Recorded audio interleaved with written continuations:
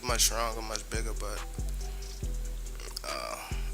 we all know that tall fighters is a taller fighter.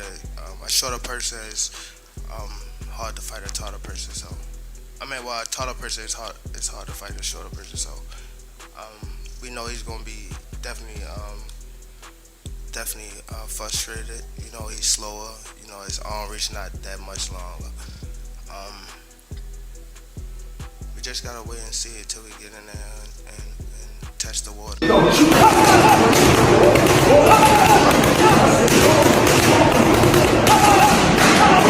Oleksandr Usyk leaks Gervonta Davis vs Jake Paul sparring footage, and fans can already see the difference. In that leaked session, Gervonta looks sharp, explosive, and calculated, while Jake's movement seems stiff and uncoordinated. Usyk's words hit hard. Tank's power isn't hype, it's reality. Very good man. What is it about him that makes him so special? I'm fan this. Oleksandr Usyk's leaked footage tells the whole story. Gervonta's speed is simply on another level. Every punch lands crisp, every step shows confidence, while Jake Paul looks like he's chasing shadows. Even Usyk knows it. Tank's rhythm and reflexes are far beyond Jake's reach.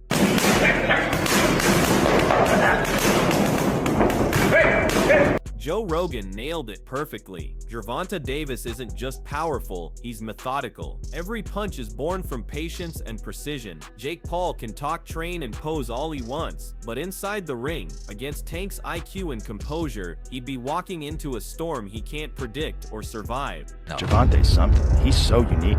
I think if you look at all the active boxers who are champions, he may throw the least amount of punches. Yeah. Because he sets guys up. And so the first few rounds, he's just calculating you, trying to find your openings, testing you. His first round of his last fight, I mean, how many punches did he throw? Yeah. Like, very few. Yeah. But goddamn, when he hits you, you're fucked. And that dude can crack. He's so good, he's so accurate, and he's so sneaky. Eddie Hearn makes it clear, numbers don't equal respect. Sure, Jake Paul versus Gervonta Davis might explode on social media, but that doesn't make it real boxing. Tank represents the sport's soul, skill, discipline, and legacy, while Jake's game is hype and headline. The contrast couldn't be sharper.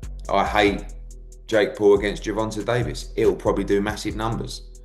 So that's when you really have to differentiate yourself between, just because you don't like it doesn't mean it isn't going to do good business. Now, whether you want to be involved with it is another kettle of fish. I don't want to be involved with it, but I do respect the fact that it's going to do big numbers. It's just not boxing. And I don't think we should promote it as boxing. Terrence Crawford doesn't hold back. His words aren't about rivalry. They come from deep irritation. It's rare to hear a champion speak so openly about pure dislike, especially when he still acknowledges Jake's talent. Crawford respects the fighter, not the man, and that's what makes this tension feel so real in boxing spotlight. Why though?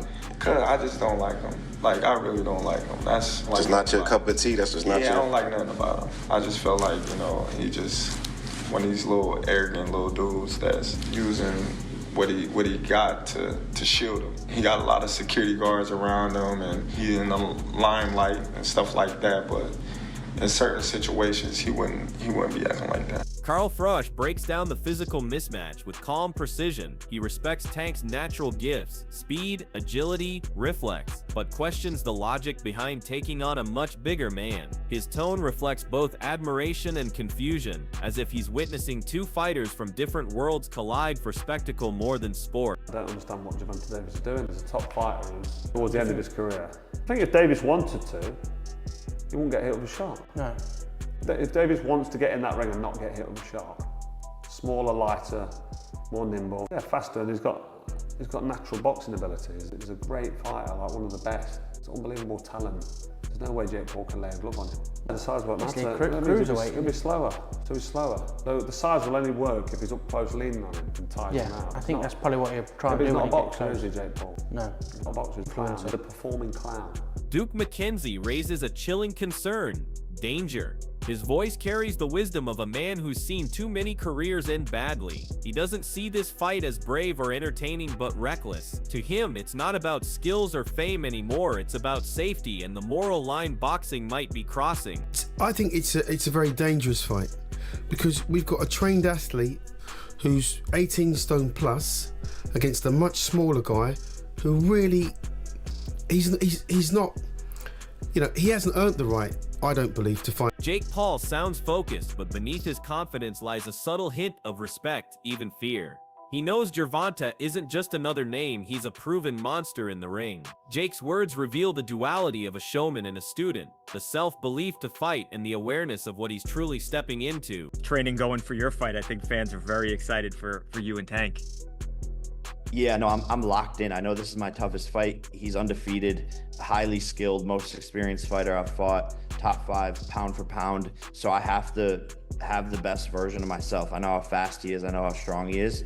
I believe I'm stronger, more athletic, and that's my advantage going into the fight, but he pretty much has every other advantage. So I'm locked in fully. Coach Ellis keeps it measured but confident. His calm tone hides the strategy behind his words, a team that's prepared for every scenario. He refuses to show doubt even when facing a dangerous mismatch. That composure speaks volumes. It's the silence before the storm, the kind that comes only from true experience. Jake Paul's like a heavyweight, Tank's a lightweight. How does he adjust to that weight? You know, how do you see the fight playing out? I can't give up too much, but we're going to cross that bridge when we get to it. Definitely. So you're not worried about his power or his height or anything like that? Carl Frosch doesn't hold back. His words cut sharp and honest. To him, Jake Paul's decision isn't bravery, it's mockery. The frustration in his tone mirrors what many purists feel, that boxing's integrity is being traded for social media headlines. Frosch's comments echo the old-school spirit of fairness, reminding fans that weight divisions exist for a reason. He's not just criticizing Jake's choice, he's defending the essence of the sport itself: respect, discipline, and honor inside the ropes. It's wrong. Yeah. It's gone from Krusty the Clown now to Sideshow Bob. He's getting worse. You know what I mean? Like, this is a guy that's just taking a piss out of the sport, and I don't think this is actually gained much interest. The press conference was dead. I noticed there wasn't many press there. It's not had a big media coverage. I think people are finally realising actually that this is a big charade, and I think I'm not impressed. Gervonta Davis, I think maybe he's had enough of the game. Tony Bellew doesn't exaggerate. Tank Davis is pure dynamite. He's the kind of puncher who doesn't need multiple shots. One clean connection can erase everything. Jake Paul's never faced anyone even close to that kind of danger. His past opponents were entertainers and faded names, but Tank is a precision-built knockout machine. Even with larger gloves and headgear, that raw impact doesn't vanish, it only delays disaster.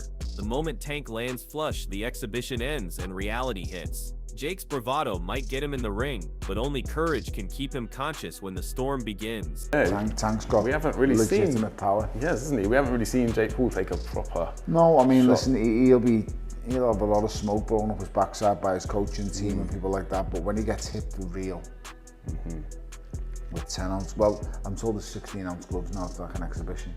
Jake Paul's confidence has always been his selling point, but this time, it's crossing into dangerous arrogance. Calling Gervonta his employee isn't just disrespectful, it's delusional. Tank Davis doesn't talk much, but every punch he throws is a statement. He doesn't need to prove wealth or fame. His record speaks louder than Jake's words ever could. The problem with Jake's bravado is that it fuels a fighter like Tank, who thrives on silencing loud mouths. Every insult becomes motivation, every taunt turns into purpose. Jake thinks he's writing the script, but come fight night, Tank might rewrite the ending with a knockout pen. So at the end of the day, I gave this little guy an opportunity. He should be thanking me. I'm paying him. I'm his boss. He reports to me, and I'm gonna fucking son him on November 14th. So fuck you, little man. You pay me? 100%, yeah. 100%. 100%. Facts? Correct. Yes? Correct? Michael Bisping exposes the truth. Jake Paul's fight with Tank isn't about skill, it's about size and spectacle. A 100-pound difference doesn't make this a fair contest. It makes it a circus act. Bisping's words cut deep because they come from a man who's lived through the sport's discipline and danger. In boxing, weight isn't just numbers, it's survival. Tank's courage is admirable, stepping in against someone so much bigger, but Jake's move feels desperate, an attempt to maintain relevance at any cost. When skill meets size, technique often wins, but when pride blinds reason, the fall becomes even harder to watch. Jake Paul, I think when he weighed in for Mike Tyson, was 227 pounds. That is, if I'm not mistaken, a 92 pound weight difference. Almost a 100 pound weight difference. It's insane. That is called one thing. That's called being a bully. Carl Froch isn't just criticizing, he's pleading for sanity. As a world champion who's lived through brutal wars, he understands how dangerous this could be. In boxing, even a 5-pound gap changes everything. 100 is pure madness. Froch's frustration reflects the entire boxing community's disbelief that a YouTuber is trying to turn a mismatch into a money show. Jake might see this as entertainment, but Froch sees it as exploitation. The ring is sacred, and Tank Davis, despite the odds, will walk in with dignity, because in the end, respect isn't measured in pounds, it's proven in heart. 100 pounds in weight lighter, 100 pounds. Weight divisions in boxing are split up, some of them, the lower weights, by 3 or 4 pounds. All I can say about Jake Paul fighting somebody half his size is he's a bully. Why are you fighting a guy half his size? It's wrong. Yeah. Teofimo Lopez brings a measured tone to the chaos. He isn't overhyping the matchup nor dismissing it. Instead, he views it as a spectacle, entertainment for the fans, not legacy for the fighters. To him, this isn't about belts or rankings. It's about keeping boxing in the public eye. His casual "it doesn't count" says a lot. Lopez knows the fight exists more for attention than competition, but even then, he respects its ability to spark conversation, stir excitement, and draw new eyes to the sport. For Lopez, that's the silver lining. As long as boxing stays alive, the show must go on. This one, Jake Paul, Tank. What do you think of that fight? Are you happy for Tank? Great fight, great matchup. It's fun for the sport of boxing. It makes it fun, it makes it entertaining. That's what it's all about, and may the best man win. It's an exhibition regardless, it doesn't count. Frank Warren's insight slices through the hype with the voice of experience. He's reminding everyone that Tank Davis isn't just explosive, he's proven, going the distance against real killers, and still having knockout power in later rounds sets him apart. Warren respects the craft, the grind, and the discipline that makes Tank dangerous no matter who's across the ring. His tone carries weight, the kind that comes from decades of seeing prospects crumble when tested. In his eyes, Jake Paul might have strength, but Tank has seasoning, and that's what truly separates fighters from entertainers. He's gone the distance once, but I'm talking about with somebody who doesn't fiddle around, somebody who actually would like to get him in the latter rounds and is capable of knocking people over.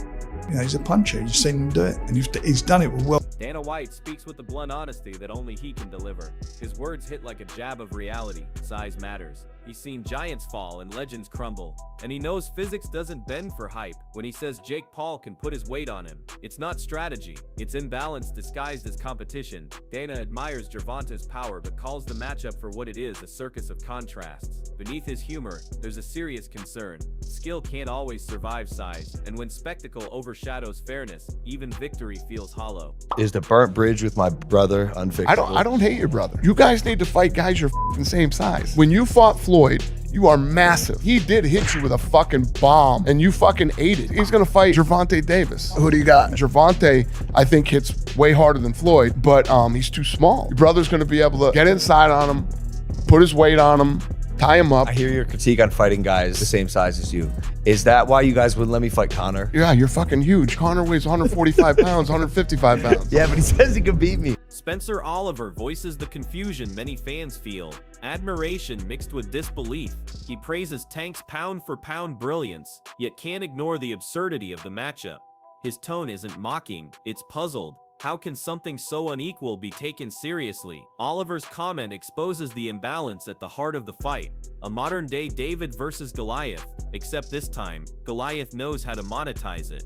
For Oliver, exhibitions should entertain without mocking the sport's integrity, and while his faith in Tank's ability remains strong, his final words echo boxing's dilemma. When does spectacle cross the line into self-parody? Fancy my chances. I think Gervonta Davis actually beats him as well. He's one of the pound-for-pound best fighters in the world at lightweight, but it's a bit of a weird one, isn't it? It's like you got a guy of 5'5" boxing a guy of 6 foot plus.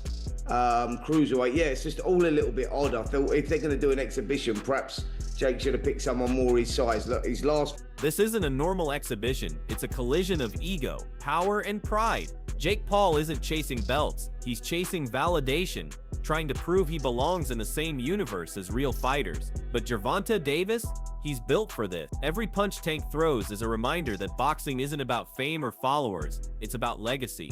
Fans can debate the weight difference, the risk, and the rules, but when that bell rings, none of that will matter. What we'll see is pure instinct, one man relying on power and size, the other relying on skill and precision. The ring doesn't lie, it never has. And deep down, both men know what's really on the line here: respect. If Jake Paul wins, he rewrites how the world sees YouTubers in boxing forever. If Gervonta Davis wins, he protects the sport's integrity, proving that greatness can't be bought, it has to be earned. So when the lights dim, the crowd roars, and the first punch lands, remember, this fight isn't about weight or fame, it's about heart. Because at the end of the night, only one of them walks out with more than victory. He walks out with validation.